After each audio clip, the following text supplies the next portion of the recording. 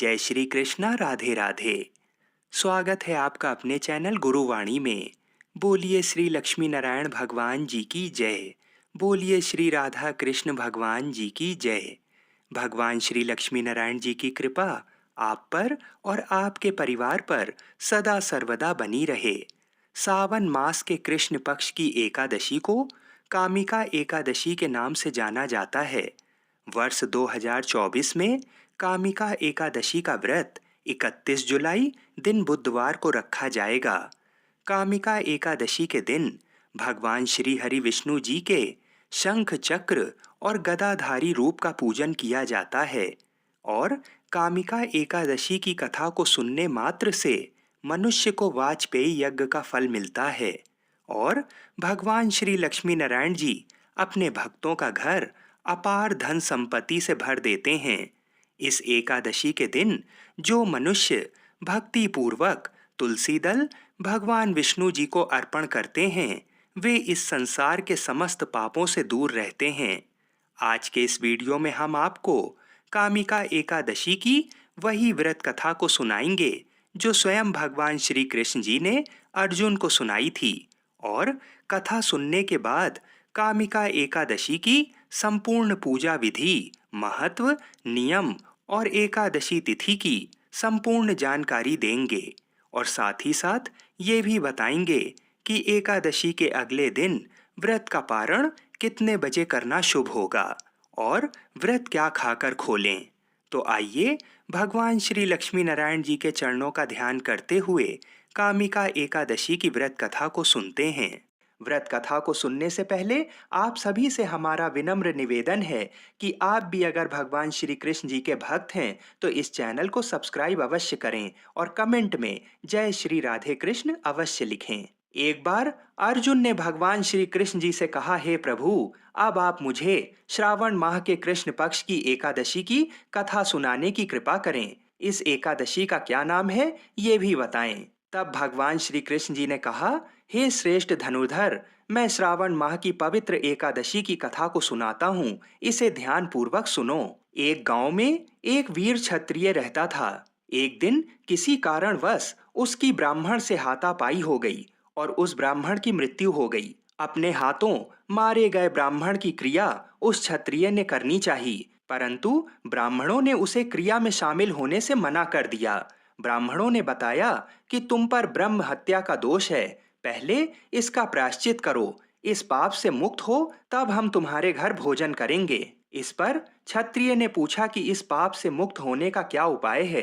तब ब्राह्मणों ने बताया कि श्रावण माह के कृष्ण पक्ष की एकादशी को भक्ति भाव से भगवान श्रीधर का व्रत एवं पूजन कर ब्राह्मणों को भोजन करा के सादक्षिणा के साथ आशीर्वाद प्राप्त करने से इस पाप से मुक्ति मिलेगी। तब उस क्षत्रिय ने पूरे भक्ति भाव से ब्राह्मणों के द्वारा बताए गए उपाय के अनुसार कामिका एकादशी का व्रत पूरे श्रद्धा भाव से किया। उसकी भक्ति से प्रसन्न होकर भगवान श्रीधर ने क्षत्रिय को दर्शन देकर कहा कि तुम्हें ब्रह्म हत्या के पाप से मुक्ति मिल गई है। इस प्रकार से वह क्षत्रिय ब्रह्म हत्या के पाप से मुक्त हो गया। तब भगवान श्री कृष्ण जी ने अर्जुन से कहा कि हे अर्जुन, अब मैं तुम्हें कामिका एकादशी के व्रत का महात्म्य सुनाता हूँ। जो मनुष्य कथा सुनने के बाद कामिका एकादशी के व्रत के महात्म्य को नहीं सुनता है वह पाप का भागी होता है, इसलिए इसे ध्यान पूर्वक सुनो। एक बार भीष्म पितामह ने लोक हित में नारद जी से कामिका एकादशी के व्रत के महात्म्य को बताया था, सो मैं वही तुमसे आज कहता हूँ। जो मनुष्य इस एकादशी को धूप दीप नैवेद्य आदि से भगवान विष्णु की पूजा करते हैं उन्हें गंगा स्नान के फल से भी उत्तम फल की प्राप्ति होती है। सूर्य ग्रहण और चंद्र ग्रहण में केदार और कुरुक्षेत्र में स्नान करने से जिस पुण्य की प्राप्ति होती है वह पुण्य कामिका एकादशी के दिन भगवान विष्णु की भक्ति पूर्वक पूजा करने से प्राप्त हो जाता है। भगवान विष्णु की श्रावण माह में भक्ति पूर्वक पूजा करने का फल समुद्र और वन सहित पृथ्वी दान करने के फल से भी ज्यादा होता है। जब सिंह राशि में बृहस्पति होते हैं तो गंडकी नदी में स्नान करने से जो फल प्राप्त होता है वह फल भगवान की पूजा करने से मिल जाता है।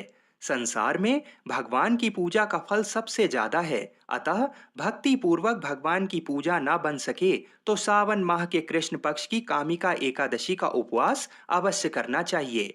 आभूषणों से युक्त बछड़ा सहित गौदान करने से जो फल प्राप्त होता है, वह फल कामिका एकादशी के उपवास से मिल जाता है। जो उत्तम द्विज सावन माह के कृष्ण पक्ष की कामिका एकादशी का उपवास करते हैं तथा भगवान विष्णु का पूजन करते हैं, उनसे सभी देव, नाग, किन्नर, पितृ आदि की पूजा हो जाती है। इसलिए पाप से डरने वाले व्यक्तियों को विधि विधान सहित इस उपवास को करना चाहिए। संसार सागर तथा पापों में फंसे हुए मनुष्यों को इनसे मुक्ति के लिए कामिका एकादशी का व्रत करना चाहिए। स्वयं भगवान ने अपने मुख से कहा है कि मनुष्यों को आध्यात्म विद्या से जो फल प्राप्त होता है, उससे अधिक फल कामिका एकादशी का व्रत करने से मिल जाता है। इस उपवास को करने से मनुष्य को ना यमराज के दर्शन होते हैं और ना ही नरक के कष्ट भोगने पड़ते हैं। वह स्वर्ग का अधिकारी बन जाता है। जो मनुष्य इस दिन तुलसी दल से भक्ति पूर्वक भगवान विष्णु का पूजन करते हैं, वे इस संसार सागर में रहते हुए भी इस प्रकार पापों से अलग रहते हैं, जिस प्रकार कमल पुष्प जल में रहता हुआ भी जल से अलग रहता है। तुलसी दल से भगवान श्री हरि का पूजन करने का फल एक बार स्वर्ण और 4 बार चांदी के दान के फल के बराबर है। भगवान विष्णु रत्न, मोती, मणि आदि आभूषणों की अपेक्षा तुलसी दल से अधिक प्रसन्न होते हैं। जो मनुष्य प्रभु का तुलसी दल से पूजन करते हैं, उनके सभी पाप नष्ट हो जाते हैं। भीष्म पितामह जी कहते हैं, हे नारद जी, मैं भगवान की अति प्रिय श्री तुलसी जी को प्रणाम करता हूँ। तुलसी जी के दर्शन मात्र से मनुष्य के सभी पाप नष्ट हो जाते हैं और शरीर के स्पर्श मात्र से मनुष्य पवित्र हो जाता है। तुलसी जी को जल से स्नान कराने से मनुष्य की सभी यम यातनाएं नष्ट हो जाती हैं। जो मनुष्य तुलसी जी को भक्ति पूर्वक भगवान के श्री चरण कमलों में अर्पित करता है, उसे मुक्ति मिलती है। इस एकादशी की रात्रि को जो मनुष्य जागरण करते हैं और दीपदान करते हैं, उनके पुण्यों को लिखने में चित्रगुप्त भी असमर्थ हैं। एकादशी के दिन जो मनुष्य भगवान के सामने दीपक जलाते हैं, उनके पितर स्वर्ग लोक में अमृत का पान करते हैं। भगवान के सामने जो मनुष्य घी या तिल के तेल का दीपक जलाते हैं, उनको सूर्य लोक में भी सहस्त्रों दीपकों का प्रकाश मिलता है। इस व्रत को करने से इस लोक में सुख भोग कर प्राणी अंत में विष्णु लोक को जाते हैं। इस कामिका एकादशी के महात्म्य के श्रवण व पठन से मनुष्य स्वर्ग लोक को प्राप्त करते हैं। आइए अब काशी के पंचांग के अनुसार जान लेते हैं कि एकादशी तिथि कब से कब तक है और अगले दिन एकादशी के व्रत का पारण कितने बजे करना शुभ होगा। एकादशी तिथि प्रारंभ होगी 30 जुलाई को शाम 4:44 से और एकादशी तिथि समाप्त होगी 31 जुलाई को शाम 3:55 पर। तो सूर्योदय के समय एकादशी तिथि 31 जुलाई को होने के कारण कामिका एकादशी का व्रत 31 जुलाई को ही रखना शास्त्र अनुसार सर्वोत्तम रहेगा। अगले दिन 1 अगस्त दिन गुरुवार को एकादशी के व्रत का पारण किया जाएगा और व्रत खोलने का शुभ समय होगा सुबह 5:25 से लेकर सुबह 8:05 के मध्य में। तो जब भी हम एकादशी का व्रत शुभ समय में खोलते हैं, तभी हमें एकादशी के व्रत का पूर्ण फल प्राप्त होता है। एकादशी का व्रत खोलने के समय आंवला खाना बहुत ही शुभ माना जाता है। कामिका एकादशी के व्रत के पारण में एक चीज का विशेष ध्यान रखें कि गाय, ब्राह्मण और तुलसी इन तीनों के पूजन के बाद ही अपना व्रत खोलें। गाय को हरा चारा खिलाएं।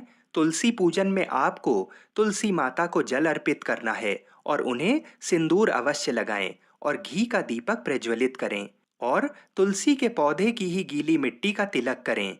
फिर ब्राह्मण को संभव हो तो घर पर बुलाकर अथवा किसी भी मंदिर में दान, दक्षिणा, वस्त्र आदि देकर चरण स्पर्श कर आशीर्वाद लें।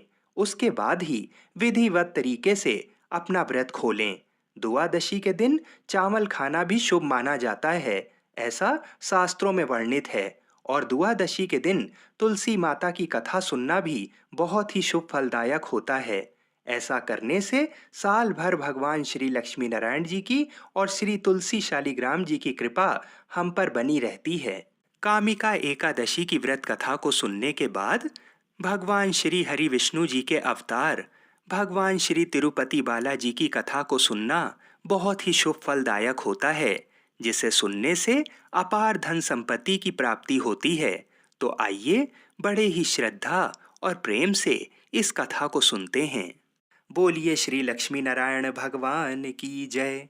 तिरुपति बालाजी मंदिर भारत का एक प्रसिद्ध मंदिर है और इस मंदिर में भगवान विष्णु जी के एक अवतार स्वामी वेंकटेश्वर जी विराजमान हैं। इसी वजह से मंदिर को प्रसिद्ध रूप से स्वामी वेंकटेश्वर मंदिर के नाम से भी जाना जाता है। भगवान वेंकटेश्वर को विष्णु जी का एकमात्र उस रूप से जाना जाता है जिन्होंने कलयुग के कष्टों से लोगों को बचाने के लिए अवतार लिया है। एक बार समस्त देवताओं ने मिलकर एक यज्ञ करने का निश्चय किया। यज्ञ की तैयारी पूर्ण हो गई। तभी वेद ने एक प्रश्न किया तो एक व्यवहारिक समस्या आ खड़ी हुई। ऋषि मुनियों द्वारा किए जाने वाले यज्ञ की हविष तो देवगण ग्रहण करते थे, लेकिन देवों द्वारा किए गए यज्ञ की पहली आहुति किसकी होगी, यानी सर्वश्रेष्ठ देव का निर्धारण जरूरी था, जो फिर अन्य सभी देवों को यज्ञ भाग प्रदान करें। ब्रह्मा विष्णु महेश परमात्मा थे। इनमें से श्रेष्ठ कौन है, इसका निर्णय आखिर हो तो कैसे। भृगु जी ने इसका दायित्व संभाला। वह देवों की परीक्षा लेने चले। ऋषियों से विदा लेकर वह सर्वप्रथम अपने पिता ब्रह्मदेव के पास पहुंचे। ब्रह्मा जी की परीक्षा लेने के लिए भृगु ने उन्हें प्रणाम नहीं किया। इससे ब्रह्मा जी अत्यंत कुपित हुए और उन्हें शिष्टता सिखाने का प्रयत्न किया। भृगु को गर्व था कि वह तो परीक्षक हैं, परीक्षा लेने आए हैं, पिता पुत्र का आज क्या रिश्ता। भृगु ने ब्रह्मदेव से अशिष्टता कर दी।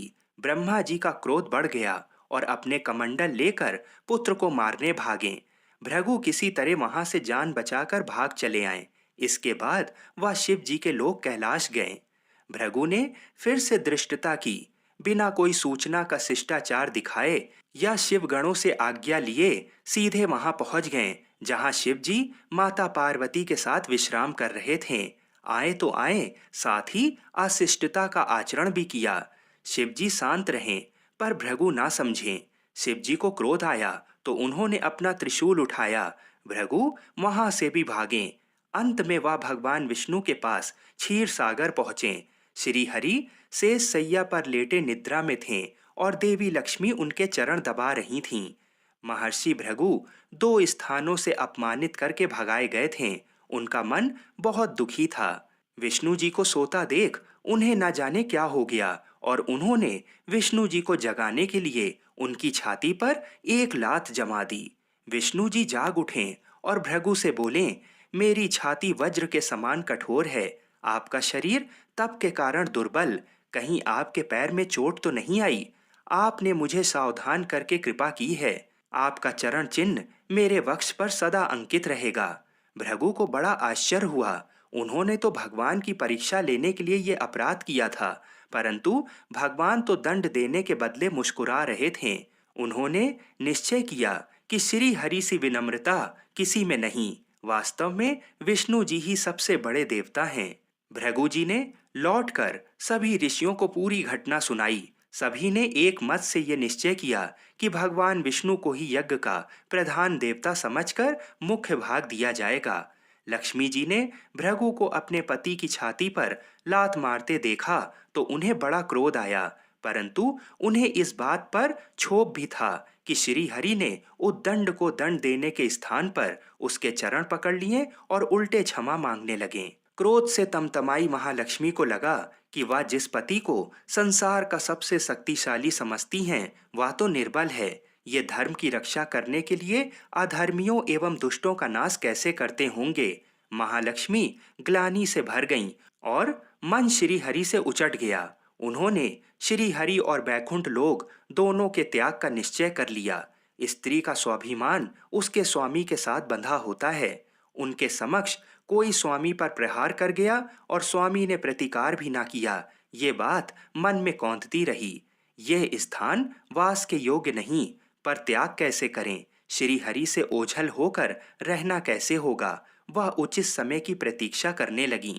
श्री हरि ने हिरण्याक्ष के कोप से मुक्ति दिलाने के लिए वराह अवतार लिया और दुष्टों का संहार करने लगे। महालक्ष्मी के लिए यह समय उचित लगा। उन्होंने वैकुंठ का त्याग कर दिया और पृथ्वी पर एक वन में तपस्या करने लगीं। श्री हरि और वैकुंठ का त्याग कर महालक्ष्मी पृथ्वी पर एक वन में तपस्या करने लगीं। तप करते करते उन्होंने अपना शरीर छोड़ दिया। विष्णु जी वराह अवतार का अपना कार्य पूर्ण कर वैकुंठ लौटे तो महालक्ष्मी नहीं मिलीं। वह उन्हें खोजने लगे।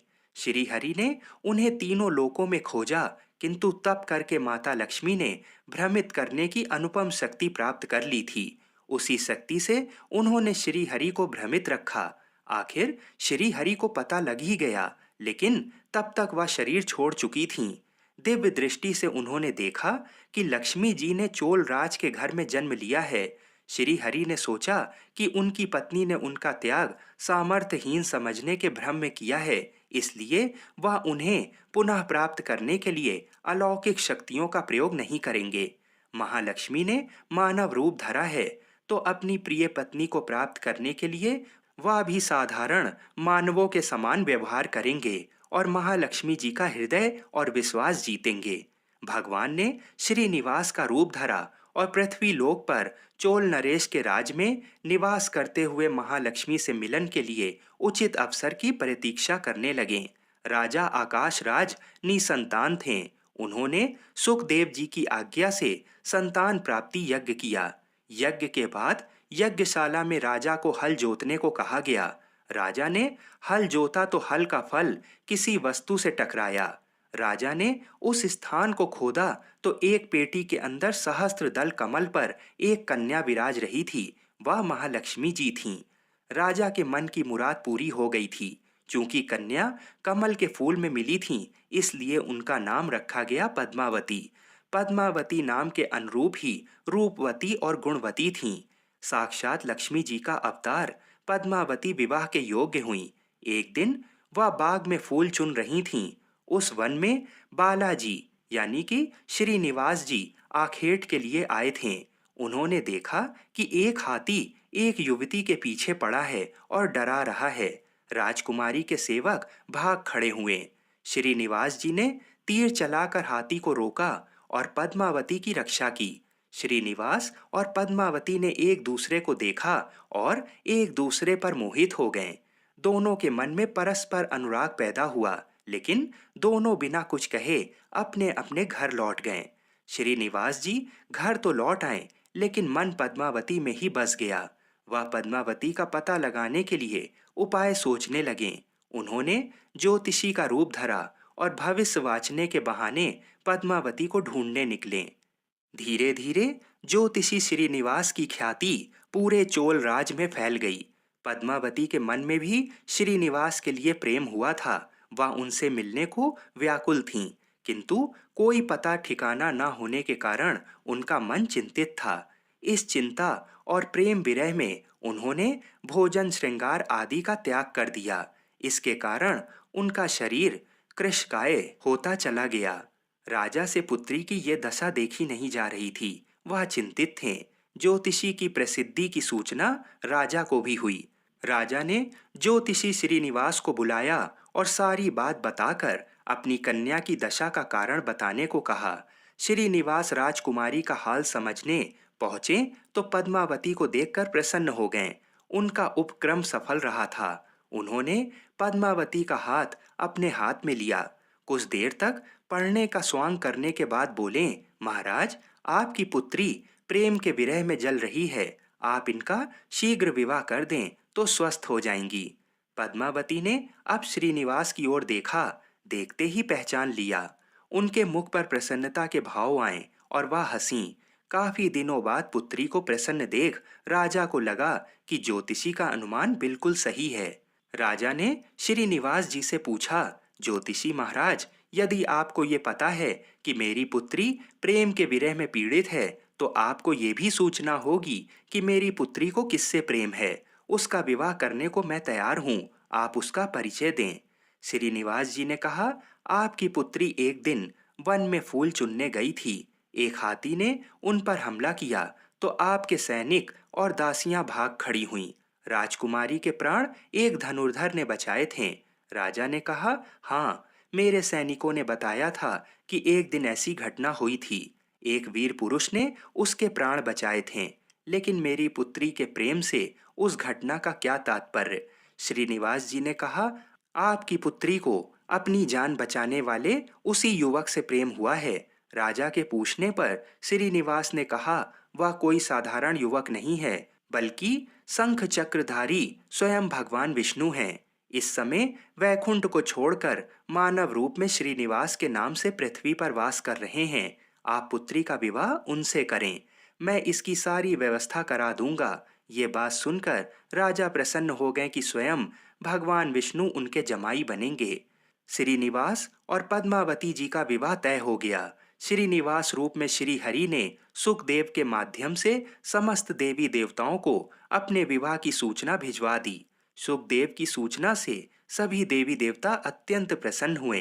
देवी देवता श्रीनिवास जी से मिलने और बधाई देने पृथ्वी पर पहुंचे, परंतु श्रीनिवास जी को खुशी के बीच एक चिंता भी होने लगी। देवताओं ने पूछा, भगवान, संसार की चिंता हरने वाले आप इस उत्सव के मौके पर इतने चिंतातुर क्यों हैं? तब श्रीनिवास जी ने कहा, चिंता की बात है, धन का अभाव। महालक्ष्मी ने मुझे त्याग दिया है, इस कारण धनहीन हो चुका हूँ। स्वयं महालक्ष्मी ने तब से शरीर त्याग मानव रूप लिया है और पिछली स्मृतियों को गुप्त कर लिया है। इस कारण उन्हें ये सूचना नहीं है कि वह महालक्ष्मी का ही स्वरूप हैं। वह तो स्वयं को राजकुमारी पद्मावती ही मानती हैं। मैंने निर्णय किया है कि जब तक उनका प्रेम पुनः प्राप्त नहीं करता, अपनी माया का उन्हें आभास नहीं कराऊंगा। इस कारण मैं एक साधारण मनुष्य का जीवन व्यतीत कर रहा हूँ। राजा की पुत्री से शादी करने और घर बसाने के लिए धन, वैभव और ऐश्वर्य की जरूरत है। वह मैं कहाँ से लाऊं? स्वयं नारायण को धन की कमी सताने लगी। मानव रूप में आए प्रभु को भी विवाह के लिए धन की आवश्यकता हुई। यही तो ईश्वर की लीला है। जिस रूप में रहते हैं, उस योनि के जीवों के सभी कष्ट सहते हैं। श्री हरि विवाह के लिए धन का प्रबंध कैसे हो, इस बात से चिंतित हैं। देवताओं ने जब ये सुना तो उन्हें आश्चर्य हुआ। देवताओं ने कहा, कुबेर आवश्यकता के बराबर धन की व्यवस्था कर देंगे। देवताओं ने कुबेर का आवाहन किया तो कुबेर जी प्रकट हुए। कुबेर ने कहा, ये तो मेरे लिए प्रसन्नता की बात है कि आपके लिए मैं कुछ कर सकूं। प्रभु, आपके लिए धन का तत्काल प्रबंध करता हूँ। कुबेर का कोष आपकी कृपा से ही रक्षित है। तब श्री हरि जी ने कुबेर से कहा, यक्ष राउस, आपको भगवान भोलेनाथ ने जगत और देवताओं के धन की रक्षा का दायित्व सौंपा है। उसमें से धन मैं अपनी आवश्यकता के हिसाब से ले लूंगा, लेकिन मेरी एक शर्त है। ये सुनकर सभी देवता आश्चर्य में पड़ गए। श्री हरि ने कहा, ब्रह्मा जी और शिव जी साक्षी रहें। कुबेर से धन ऋण के रूप में लूंगा, जिसे भविष्य में ब्याज सहित चुकाऊंगा। श्री हरि की बात से कुबेर समेत सभी देवता विस्मय में एक दूसरे को देखने लगे। कुबेर बोले, भगवान, मुझसे कोई अपराध हुआ तो उसके लिए क्षमा कर दें, पर ऐसी बात ना कहें। आपकी कृपा से विहीन होकर मेरा सारा कोष नष्ट हो जाएगा। हरि ने कुबेर को निश्चिंत करते हुए कहा, आपसे कोई अपराध नहीं हुआ है। मैं मानव की कठिनाई का अनुभव करना चाहता हूँ। मानव रूप में उन कठिनाइयों का सामना करूंगा जो मानव को आती हैं। धन की कमी और ऋण का बोझ सबसे बड़ा है। कुबेर ने कहा, प्रभु, यदि आप मानव की तरह ऋण पर धन लेने की बात कर रहे हैं, तो फिर आपको मानव की तरह ये भी बताना होगा कि ऋण चुकाएंगे कैसे। मानव को ऋण प्राप्त करने के लिए कई शर्तें झेलने पड़ती हैं। श्रीनिवास जी ने कहा, कुबेर, ये ऋण मैं नहीं, मेरे भक्त चुकाएंगे, लेकिन मैं उनसे भी कोई उपकार नहीं लूंगा। मैं अपनी कृपा से उन्हें धनवान बनाऊंगा। कलयुग में पृथ्वी पर मेरी पूजा धन, ऐश्वर्य और वैभव से परिपूर्ण देवता के रूप में होगी। मेरे भक्त मुझसे धन, वैभव और ऐश्वर्य की मांग करने आएंगे। मेरी कृपा से उन्हें ये प्राप्त होगा। बदले में भक्तों से मैं दान प्राप्त करूंगा, जो चढ़ावे के रूप में होगा। मैं इस तरह आपका ऋण चुकाता रहूंगा। कुबेर जी ने कहा, भगवन, कलयुग में मानव जाति धन के विषय में बहुत विश्वास के योग्य नहीं रहेगी। उन पर आवश्यकता से अधिक विश्वास करना क्या उचित होगा? तब श्रीनिवास जी बोले, शरीर त्यागने के बाद तिरुपति के तिरुमला पर्वत पर बालाजी के नाम से लोग मेरी पूजा करेंगे। मेरे भक्तों की अटूट श्रद्धा होगी। वह मेरे आशीर्वाद से प्राप्त धन में मेरा हिस्सा रखेंगे। इस रिश्ते में ना कोई दाता है और ना कोई याचक। हे कुबेर, कलयुग के आखिरी तक भगवान बालाजी धन, ऐश्वर्य और वैभव के देवता बने रहेंगे। मैं अपने भक्तों को धन से परिपूर्ण करूंगा, तो मेरे भक्त दान से न केवल मेरे प्रति अपना ऋण उतारेंगे, बल्कि मेरा ऋण उतारने में भी मदद करेंगे। इस तरह कलयुग की समाप्ति के बाद मैं आपका मूल धन लौटा दूंगा। कुबेर जी ने श्री हरि द्वारा भक्त और भगवान के बीच एक ऐसे रिश्ते की बात सुनकर उन्हें प्रणाम किया और धन का प्रबंध कर दिया। भगवान श्रीनिवास जी और कुबेर के बीच हुए समझौते के साक्षी स्वयं ब्रह्मा और शिव जी हैं। दोनों वृक्ष रूप में साक्षी बन गए। आज भी पुष्करिणी के किनारे ब्रह्मा और शिव जी बरगद के पेड़ के रूप में साक्षी बनकर खड़े हैं। ऐसा कहा जाता है कि निर्माण कार्य के लिए स्थान बनाने के लिए इन दोनों पेड़ों को जब काटा जाने लगा तो इनमें से खून की धारा फूट पड़ी। पेड़ काटना बंद करके उसकी देवता की तरह पूजा होने लगी। श्रीनिवास जी और पद्मावती जी की शादी पूरे धूमधाम से हुई, जिसमें सभी देवगण पधारे। भक्त मंदिर में दान देकर भगवान पर चढ़ा ऋण उतार रहे हैं, जो कलयुग के अंत तक जारी रहेगा। बोलिए श्री लक्ष्मी नारायण भगवान की जय। बोलिए श्री तिरुपति बालाजी की जय। बोलिए श्री तुलसी शालिग्राम जी की जय।